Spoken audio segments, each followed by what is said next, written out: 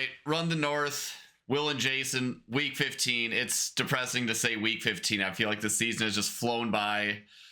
We had the Vikings or the Bears at the Vikings this year or this week. God, I can't even speak. Me and Jason watched it together. Wasn't a ton to watch, but we can dive into it. Vikings came out ahead in what did not look to be a super competitive game. Even though the Vikings didn't play the cleanest game, I never really got the sense that the Bears really were in it. They've continued their trend of the last, I think this is the third game in a row now where their first half offense is just atrocious. And then presumably the only reason they get things going in the second half is because they're just so out of it in the first half. You sent that one graphic over, Jason, where they haven't had they haven't had a third down conversion in the first half for 3 weeks in a row now, which is just brutal. And you can't really point the finger at one person. It's just at this point, we've talked about this ad nauseum, kind of just like total organizational failure from McCaskey down. O-line is arguably the weakest spot that is leading to the performance issues, but Caleb's receivers aren't really doing him any favors. Caleb's doing what he can, but he's certainly not Superman. I'll pass the mic over to you there, Jason. Any additional thoughts? You nailed all of that. You see the GM getting hotter and hotter on the hot seat there. It was kind of weird that Aikman was just totally trashing Caleb for missing and seeing ghosts and all that type of thing. Warranted because he didn't play well. But then he, at the same time, is highlighting the GM was so great for drafting him. Like, I just thought that was a little bit both sides of his ass type of thing. Yeah. But other than that, there's not a whole lot else to say from the Bears' perspective. But what I thought was even more interesting is that, like, to your point, second offensive drive for the Bears, we knew it was over. There was just nothing. You could just feel they were not going to get anything going. And the fact that you had your future Hall of Famer, Keenan Allen, dropped 4 balls in that play. Yeah, that was just ugly. I don't know what is going on with Keenan Allen, but usually he's so sure-handed. Last year he had a billion receptions with Justin Herbert, and maybe it's just because he's not, he's like out of practice, maybe, where like they can't establish a connection, so he's just out of rhythm, and his hands just, he's overthinking it. You come into Hallis Hall and you just become automatically the worst version of yourself. It's so, like, really, since before Lovey was it. So that was what, 2010 we let him go, 2009, something like that. So it's been basically as long as McCaskey's been around. You got 13 seasons, only 2 winning seasons, only 2 playoff games, no playoff wins. But apparently mommy told him he's doing good, so he gets to keep his job. Fucking wild. But what I thought was interesting about this game, other than nothing, was we knew we probably weren't going to learn anything about the Bears.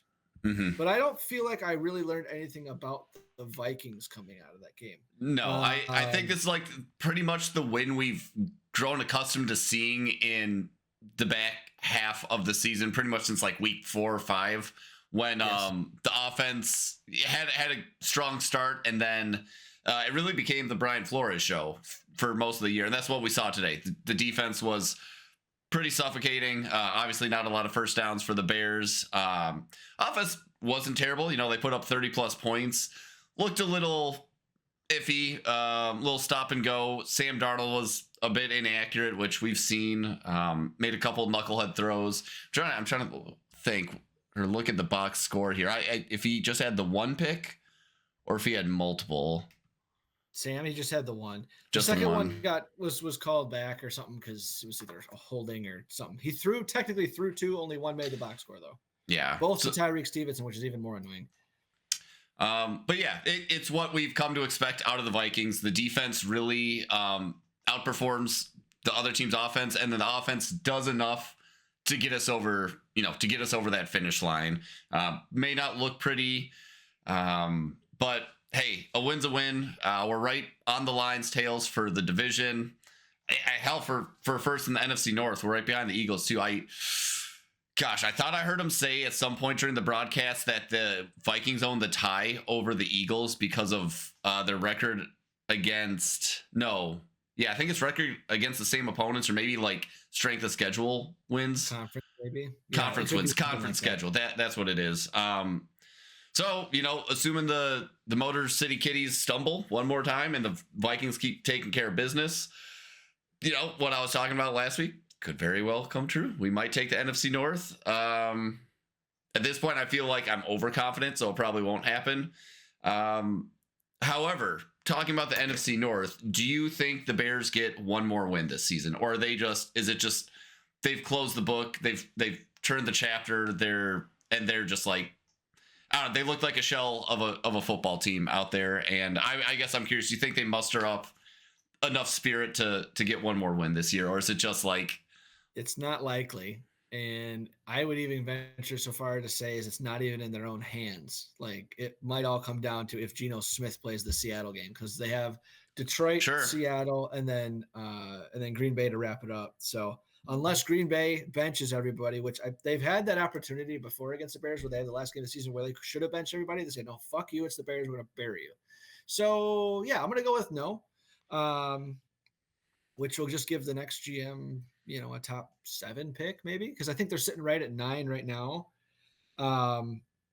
And for the rest of the season, much like I facetiously made the joke going into the game last night, it was like, well, the only thing that can go well is nobody gets hurt. And it looks like you might have dodged a bullet with Brian O'Neill coming back into the game. We'll see what he looks like this week.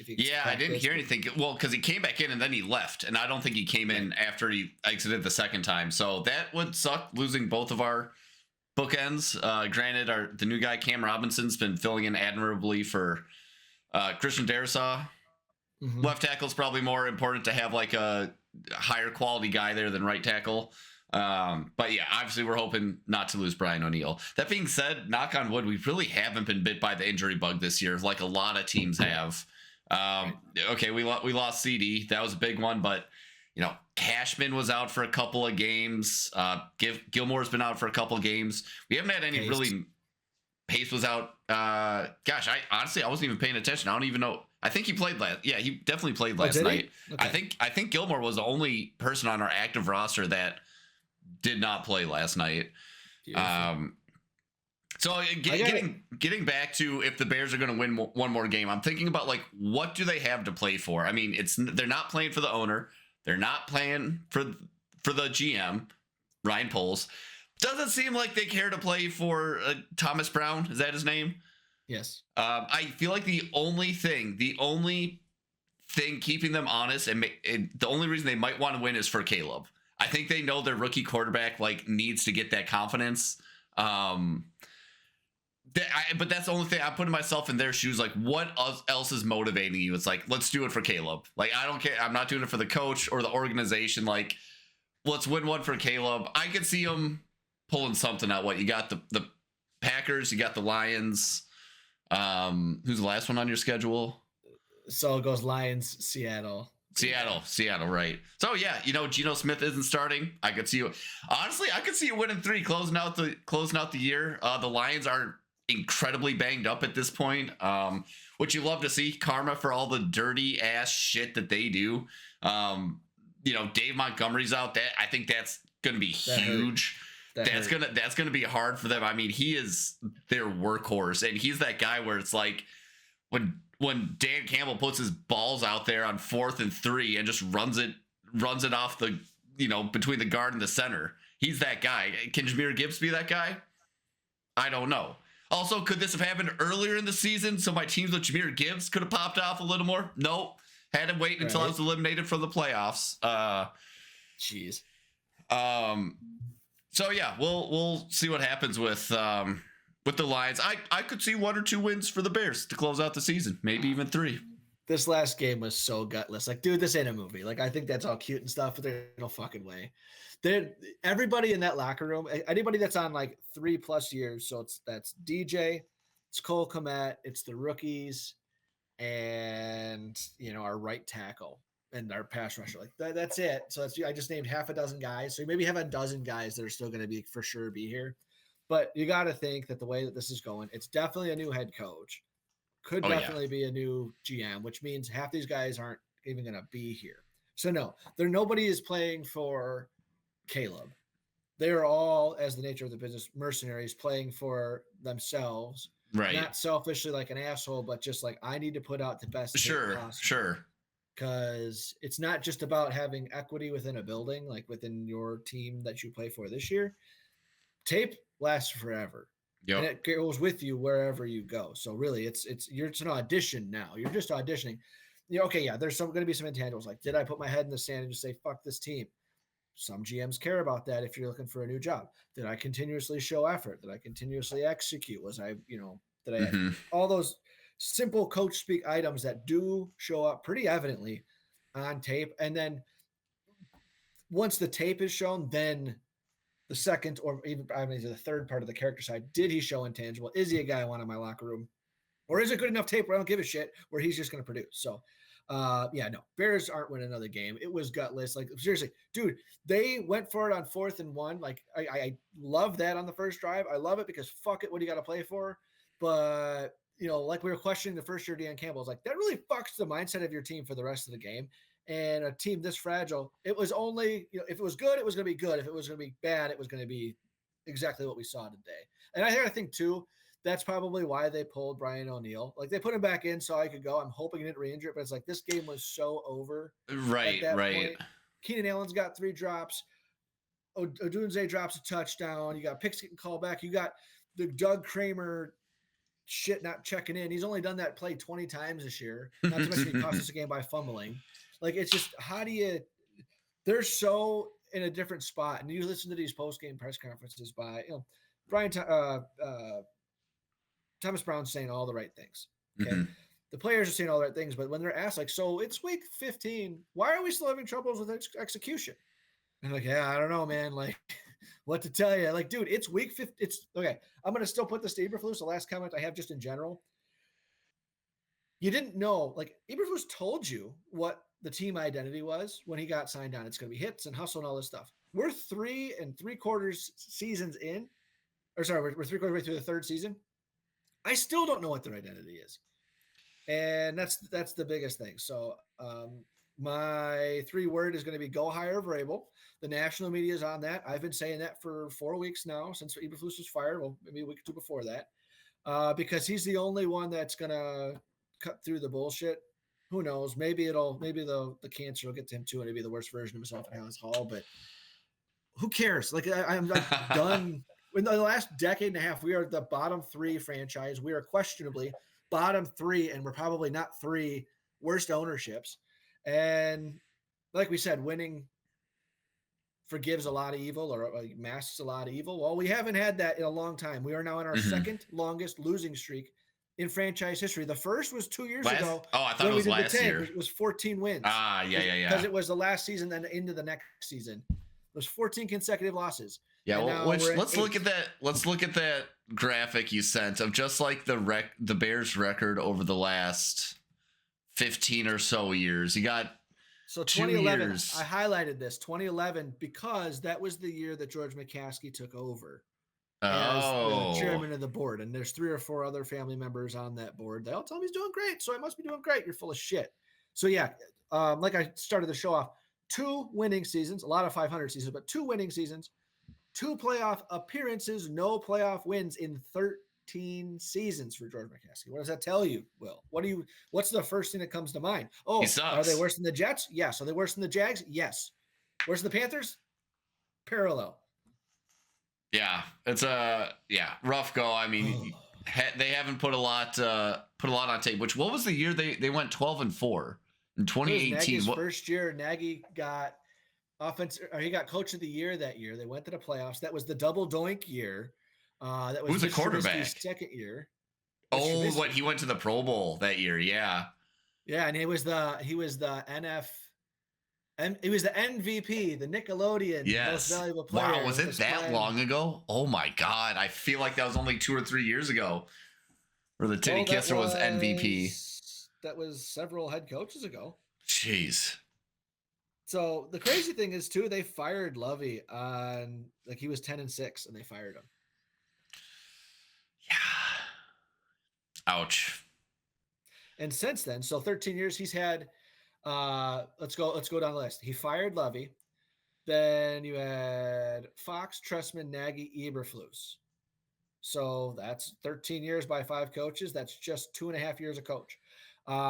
He's had Jerry Angelo, Phil Emery, Ryan Pace, and Ryan Poles. That's 5 coaches and 4 GMs. He's had 3 first-round quarterbacks, not to mention he traded for Cutler, so that's 4 under the McCaskey era. How long is this advisor that's between the GM and McCaskey? How long has he been around? As long as McCaskey has? 19 months. Kevin Warren was hired on 19 months ago. Oh, okay. So he's new. And it wasn't his thing, like he's associated with like the building of the new stadium too? Isn't he involved in that?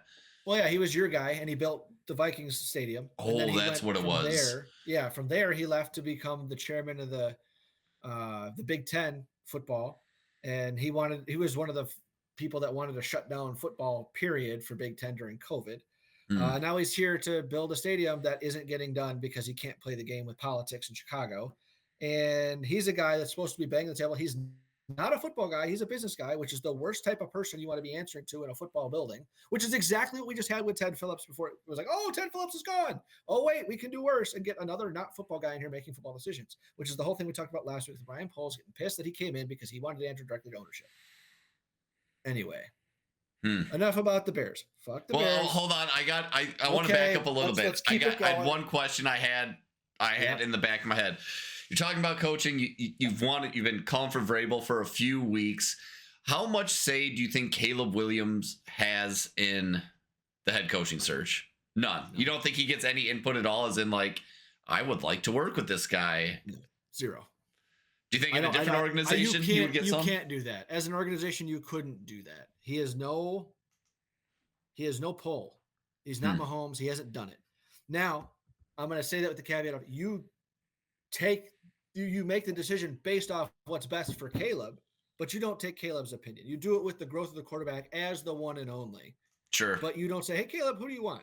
Like, I guarantee you they didn't do that with Fields for Eberflus. Like, we know that. They couldn't find anybody that wanted to coach Trubisky. But if you're going to do it on an organizational level, it's best for the organization. You do it for the organization, not the one player. Okay. Especially when that one player doesn't have the equity. So if it's like Rodgers, Mahomes, Josh Allen, I'm calling those guys in because they have pedigree, they have earned it, they have shown, and that's where all my money is. Not a broken rookie. Yeah. So fair enough. Yeah. All right. Any more Bears questions? Otherwise, I'm trying to lift the spirits of this. I'm tapped out on Bears stuff. Although I stand by my point, they got at least one more win in them this year. They're going to pull out one more win. I hope it's against the Lions. That would be sweet. It'll be our luck where maybe it's the Lions. It'll probably be like the last week against the Packers, like off some stupid miracle. Like Caleb will get hurt, we'll win, and it'll fuck us from going from like the number 4 pick to like the number 11 pick. Like, it'll be exactly that, you know? Yeah. I can see that. So we'll see. Maybe Gino will be back for our game next week, but you guys are going to Seattle this week. You guys have the 3:00 slot on Sunday, the 22nd at Seattle. It's going to be cold. It was interesting. So they played Green Bay this week and they got smoked.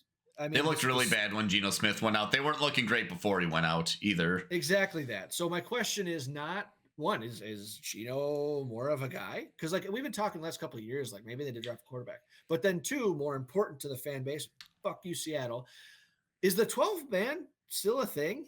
Like, you know? I mean, if the team's not that good, I don't think they'd be as powerful. But like, hey, a loud enemy or opponent stadium is never a bad thing. They've been 500-ish. They've been in the conversation for playoffs the last several years. And so I'm not asking like for the answer now. It's more like you're going to notice that because you're going to be watching a game at Seattle's like, wow, can they not hear? Because the Viking stadium's plenty loud. It's top 3, I think, in noise behind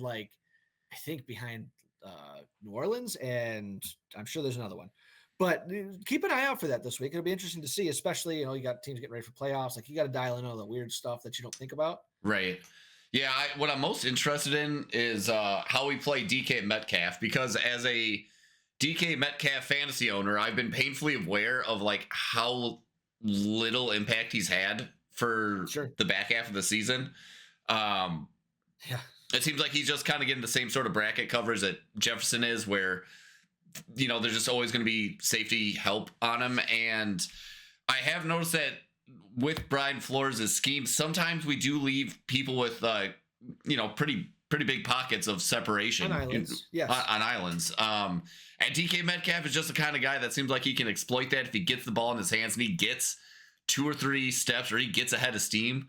I'll be interested to see how we tackle that. Although, granted, I suppose they haven't been winning that much, but I was going to say JSN really has been showing up as DK Metcalf is sort of bogged down by extra coverage or whatever it is. JSN really has started to ascend. So it'll be interesting. That being said, if they have Sam Howell throwing the football, I thought he was all right last year, but he looked terrible. He looked unprepared. It was not good. It was not good. Hopefully the Vikings get that version of him and not the crazy gunslinger that he was last year in Washington. That being said, we could also get like 8 sacks next week. Like that's in our range of possibilities. Their offensive line is atrocious, and Sam Howell's like notorious for taking sacks. There's one game. I mean, there was one play I saw this week when he was in where it's like he had ample opportunity to like throw the ball, like he was scrambling, had ample opportunity to throw the ball away, and he just tried to like tank a defensive lineman like 3 yards behind the line of scrimmage. He just takes the sack. It's like that was completely needless. Like, I don't know if he thought he was going to hit stick this like 300-pound guy, but I was like, oh, this is why this guy gets sacked all the time. He just doesn't give up. He just doesn't give an F. So we'll see. I think the Vikings could rack up a ton of sacks on this guy. Hopefully shouldn't be too difficult of a matchup for us. Yeah, I'm glad you brought up the JSN point too, because the question came this week before this game. Is JSN the new number 1 out in Seattle? And I'm looking at his stats. He's got 85 catches to DK's 57. He's almost got 1,000 yards. He needs 6 yards to get to 1,000 by, what is it, week 16 now going into? I did not see that coming. I thought it'd be good. And then Tyler Lockett, 42 catches, like just not what it used to be. Mm-hmm. So the one thing, the run game will be interesting. I know you guys are good at defending the run, mostly because you opportunistic defense put them in bad run situations. They're not running as much. Mm-hmm. If Walker gets back, that'd be sweet. But Charbonnet, interesting. He had a couple of explosive runs. Didn't amount to a ton of statistics, but he had a couple that he could pop one at any time. So that adds an element that, Kenneth Walker's more your runner over guy. Charbonnet can pop one if he needs to. Yeah, we'll see. I'm sure there'll be a little bit of that, but I don't know. Honestly, for some reason, I'm just not too worried about Seattle. They just, I don't know. They don't seem that threatening for one reason, whether it's with Geno, without Geno. Well, they're still 8-6. I mean, you have a good margin on them still as far as victory. We've also played their entire division. So, I mean, we've played the Rams. Well, so the thing that I am worried about just in concept is that Seattle is tied for first in their division. So they got a lot to play for. Right. They're tied with the Rams. So if they don't get the division, they're not in the playoffs, more than likely. Because the Rams are 8-6 tied with them, and Arizona's 7-7. So the last 3 games are paramount for those 3 teams, and not because they're a better team, but you might just get the right piss and vinegar one day out of them, and you never know. That's exactly what I think some team's going to get from the Bears out of these last 3 weeks. Just some piss and vinegar. No way. I just don't. I mean, I'm not trying to be the downer, but that was gutless, dude. You have a rookie 3rd-round tackle who is supposed to be in the picture, long term. Like he's supposed to be a solution on the offensive line going forward when you're drafting in the 3rd round. Mm-hmm. I don't think you can play him again. Wow, that bad. I mean, he looked pretty bad. I don't think you can play him again. And I'm talking about his body work. He's played like 3 games where he's had actual tackle reps as opposed to PAT block. He was bad at that too. I just don't know. So tear it all down. Anyway, give me 3 words. Go hire Vrabel. Go hire Vrabel. I like it. How about you? Mine are going to be here we come. In regards to the Lions, here we come. I've been talking about it as like they just need to slip up once. They got beat in a really really bloody match with the Bills. They're going to be hurt. Bears maybe are piss and vinegar next week. Catch them off guard. Maybe. If not the Bears, Niners. Niners are frisky. And then they end the year at the Vikings. I think even if we win that matchup, we're still. Actually, wait, no, yeah. If we win out at this point, we would have the tiebreak. I mean, we would just straight up have a better record than the Lions. Right, because you played them once more. Right. So yeah, I think the Vikings can take care of business. They're so hurt, dude. I mean, and with Monty being out, I'm curious. That's huge. I mean, he's maybe the most impactful loss on their team after Jared Goff, I think. Well, that's okay. So now I say that for sure because again, he throws 5 picks and wins. He throws 5 touchdowns and loses. Like I thought for sure Hutchinson was going to be the most impactful loss, and it's like they barely missed him, and their entire defense is fucked. And they're well, I guess you can't say it against Buffalo with a barn burner, but I mean the games are still there. But so like this week coming up, I advanced into fantasy playoffs. I'm playing Gibbs, just like you alluded to. You wish you had it sooner to have more volume. Like he'll get volume, we get more touches, but they get a lot of their money. Do they have like a third running back that's like more of a between the tackles guy, more of the Thunder to Gibbs's Lightning? I have no idea who else they even have on the roster. I feel like they never get featured. Look at it right now, that's probably gonna be a practice squad guy, but how am I gonna look that up? I will look that up. But yeah, it's something I'm not looking forward to the matchup from a fantasy perspective because so Detroit makes a lot of their money, third or 3 yards and under. Yep. And then they're just pushing piles because you got that wonderful offensive line. So let's see. I don't think any of these guys are running backs. Jameson Williams, Craig Reynolds, Sione Vaki. Okay. 5'11", 213, rookie out of Utah. He has 6 carries for 14 yards on the year. That's not too inspiring. Nope. And then you have a middle linebacker that has a carry, 1 for 1 and a 1. A punt returner, Khalif Raymond. Yeah, so you got to think that they're going to have some elevations from the practice squad this week. Yeah. Well, I hope you guys send them home crying. Take advantage of their beat up roster. It'd be nice. Well, before we start talking about the NFC North too much, give me your crownums real quick. Well, my crownums are going to be all fantasy related because the Bears were awful. I was able to pull out a fantasy win, advancing from the quarterfinals to the semis. The barn burner. Oh yeah, so it was 154 what was the final score? 144. And I was down 5 going into last night, and I needed Bijan to go. He had no one. But Lamar Jackson with 37-1, Brian Thomas quietly with 32-5, which was huge out of Mac Jones because who I was playing, Mahomes had a quiet week, but he had Devontae Adams go 42-8, CeeDee Lamb, Kamara had 17. There was a ton of huge performances this first fantasy week of fantasy. Had 40 points or something. Jared Goff had 40 points. I didn't even see Amon-Ra's fantasy point total, but he was had 10 catches for $190 and a touch. Oh, yeah. So that's close to 30 points right there. He finished with 38-3, dude. Amon-Ra? Yeah, 38-3. Yeah, just tons of huge box scores. Yeah, Goff had 41-06. That's not going to happen. It's not going to happen again. Like these matchups are going to be too good. I mean, you don't get 2 quarterbacks scoring 5-6 touchdowns both sides of the game. Like that hasn't happened since it was the Rams Chiefs Thursday night. I remember that game vividly. I think it was like the first. I bought Amazon Prime to watch that game because I'm like, this is going to be a fun matchup. Yeah, and I remember sitting at my little kitchen table on my laptop watching it and being like, they won't stop scoring. It was just the most insane game.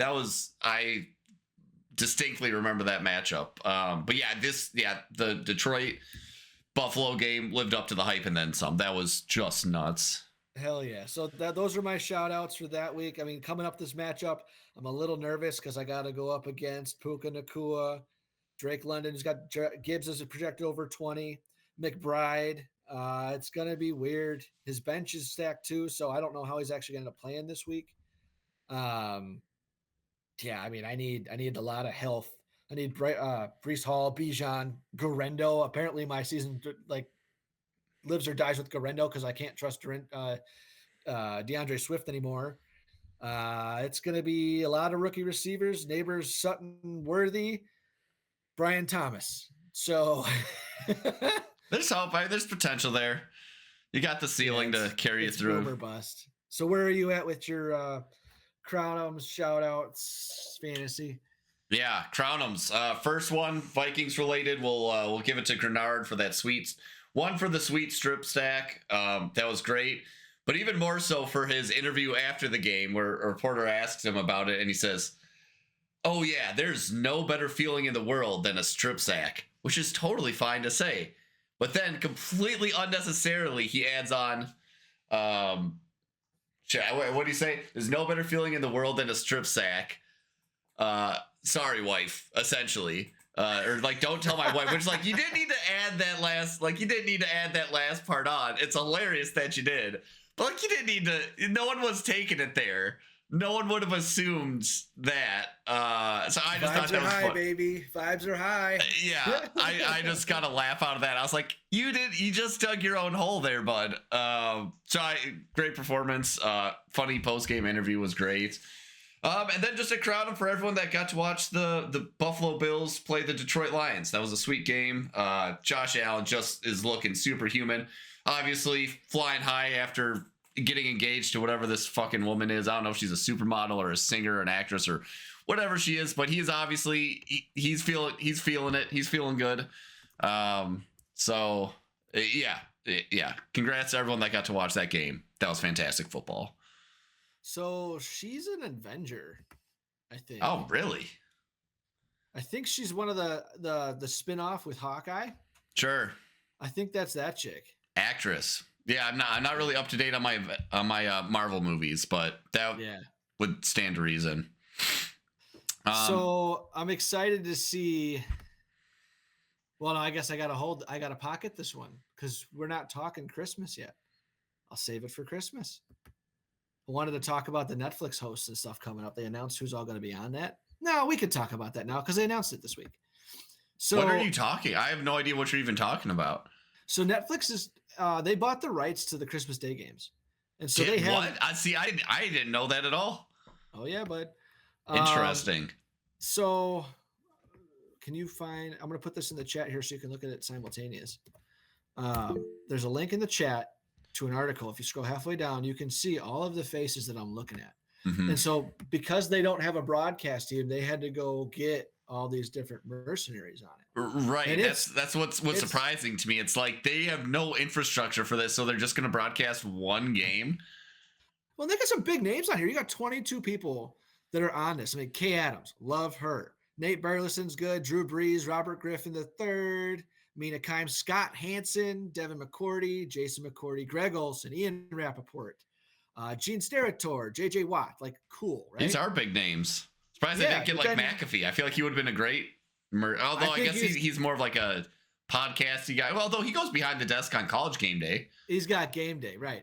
But what I find super interesting is they have Nate Bargatze and Bert Kreischer, and I want to know what the hell they're going to do with those two guys. Okay.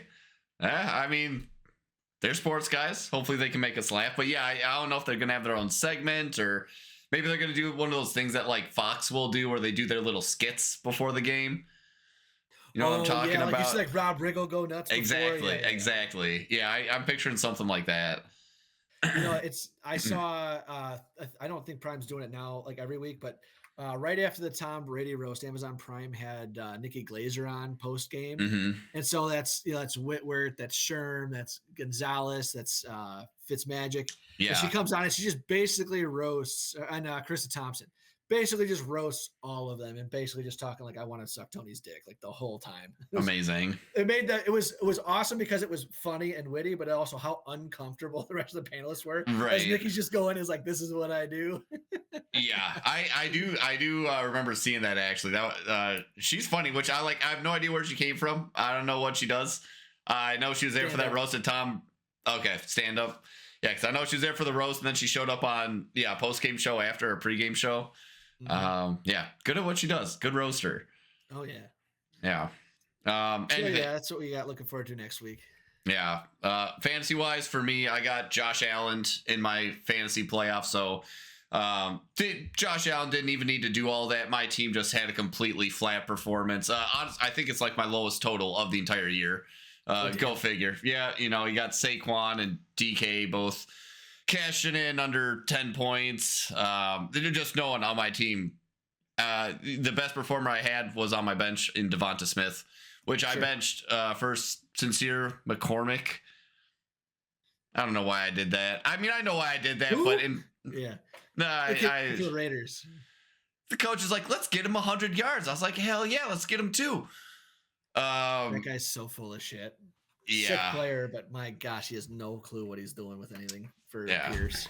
So my last remaining hope is I've now snuck into the final of 8 playoff spots in the family league with absolutely no money against it. And who am I going against next week? Josh Allen. If he bounces me out of 2 playoffs, you know what? That's just poetic. I'll just laugh at nasty. That. Who's so the Bills are playing? Is it a conference game next week or no? I have no idea. They're playing. I'm looking it up right now, or maybe I'm not. I can check. Looks like Buffalo. They're playing New England at home. 14-point favorites. You're getting bounced, bud. Probably. They're going nuts because that's another one where it feels like the Patriots were a shitty record, but once Drake May started to play, they became more respectable. And now the second half of the season, it's like, yeah, they might be turned in on the coach. Like, they can't get a damn thing together. He doesn't seem to be making all the right moves. And then for some reason, just funny because the Bears, the ownership is highlighted again. Yeah, well, and this was the guy that was like the heir apparent to Bill Belichick. So it's funny that he's now quickly on the hot seat. And seems. You think he's going to get a second season? I don't know. Honestly, I don't care because there's a part of it where you almost expect that out of anybody who fills Belichick's shoes, right? Mm-hmm. Like you felt bad for the guy, just like anybody. Like, okay, so Mac Jones, like, did he really even have a chance filling in after Tom Brady? Because although it was technically Cam Newton, who definitely didn't stand a chance, but like, it's like. You just notice how much the rest of the infrastructure of the team and the culture are lacking when a guy like that leaves. And of course, only 2 of them, the 2 pillars of your franchise left, you're going to be in the dumps for a while. So, God bless whoever tries, good luck. Yeah. Oh, good luck. If not, they can race the Bears to the bottom. No, I think Jets and Giants, Panthers, Bears. I put the New York teams down here. Panthers just a step above because they're starting to show like they can do some things. And another thing that came out back to the Bears now, sorry. I don't know where my dad got this. He's probably listening to local radio in Chicago. But apparently Dave Canellis, when he was with Seattle, was more involved with the play calling and the development of Geno than Waldron? Shane Waldron was. Oh, interesting. How the fuck do you miss that in the interview process? You didn't even interview Canellis. Not that you should have, but like someone should have asked a question about other guys on that staff. They brought the quarterback. Probably.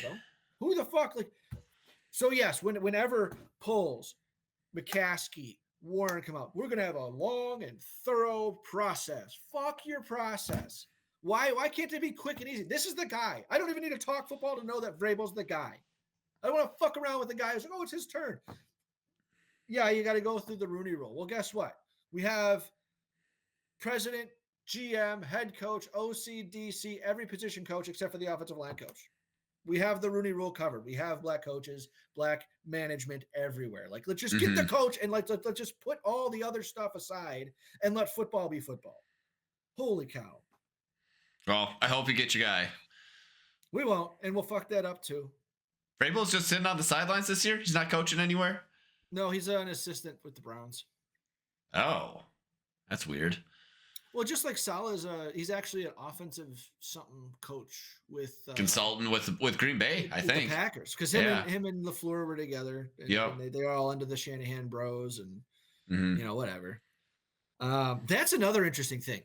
There's someone floated this idea, which again, Browns are going to Brown.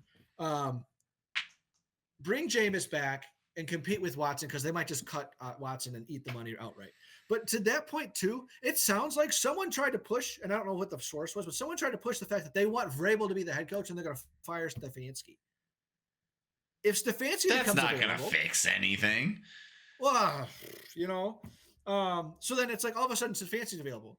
And then someone's saying that McCarthy's going to get extended in Dallas. But it's like, if he got canned, we were talking about this last night. I'm putting this on the air now. It's like, well, if he got canned, he could automatically already be the best coach since Ditka with the Bears. And I would, venture to say put Lovey in there. But like, yeah. And how much would that fucking kill everybody? Mm-hmm. He's the gruff asshole that everybody needs. Like in Chicago, we can't do these like church going yes men anymore. You need someone that can you need a leader of men. Flus was not that guy. Right, but like, what does that even mean? Like, we all know what it means, but it's if you're a coach of any type, you should already fit that category.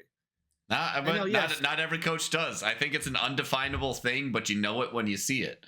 No, it's a definable thing. My way or the highway. I'm taking no shit. Fuck you, ownership. I brought here, paid millions of dollars to run my team. It's going to be run the way that who I want, when I want, how I want.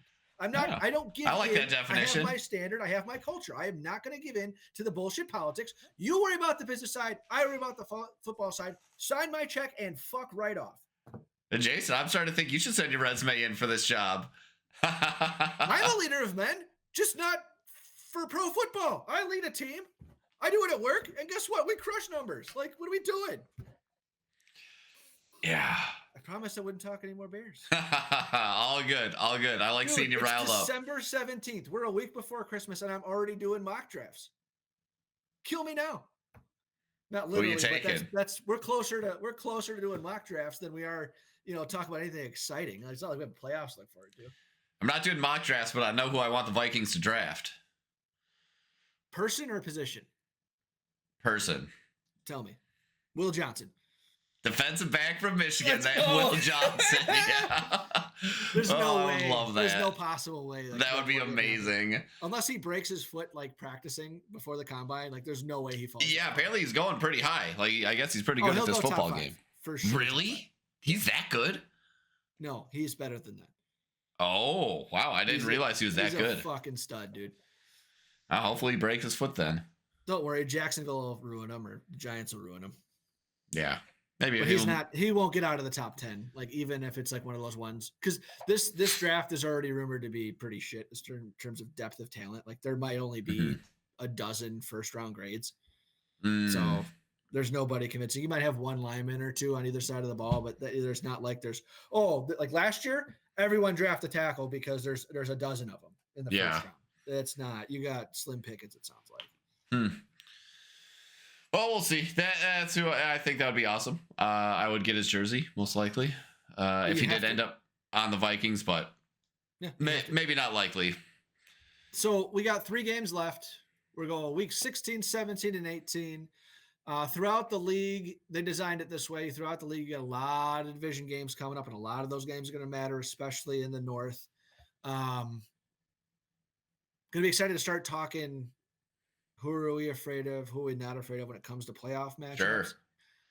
You got Tampa and Atlanta fighting. We were talking about the Rams and Arizona fighting. I mean, and that's for seeding because that's like, the third or the fourth seeds. That's 2 different divisions. The divisions get the first 4 seeds regardless, and then 5, 6, 7 are all based on record. If you guys don't win out, you guys are traveling. So you got to be praying for a dome team, it's going to be fun to start getting into that type of stuff. Yeah, absolutely. I think it's too early to start getting into it, but yeah, it'll be fun once these scenarios get a little more clear cut. Hell yeah. Yeah.